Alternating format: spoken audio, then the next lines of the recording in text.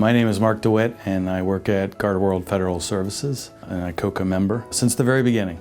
Looking back 10 years ago when I first became involved, there was a real lack of understanding about the industry and what it did, a lack of transparency.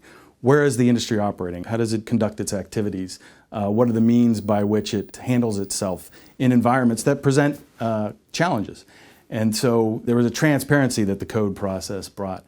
There was also standards, the creation of standards. How will we measure how we operate to know whether or not we're being successful? And how do those standards incorporate important elements like human rights to make sure that we're operating responsibly? And then finally, there was the accountability aspect.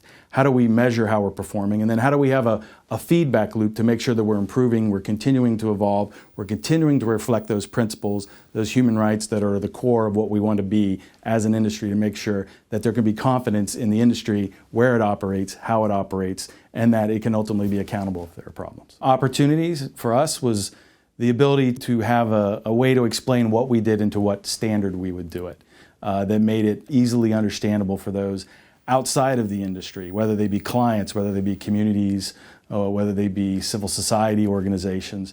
So they understood what we did and the manner by which we did it so that they could have increased confidence in the industry. Certainly the adoption of the code in 2010 was very important.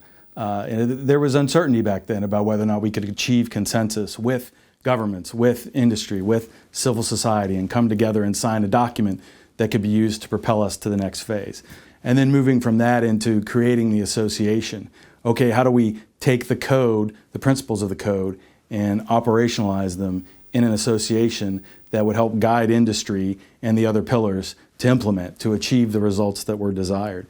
I think some of the key elements that we put in there that go to the accountability, that go to creating standards, that go to being transparent on how the industry will operate, are really the cornerstones that allowed us to propel the organization into the future, and to continue to see it evolve in those areas is very gratifying.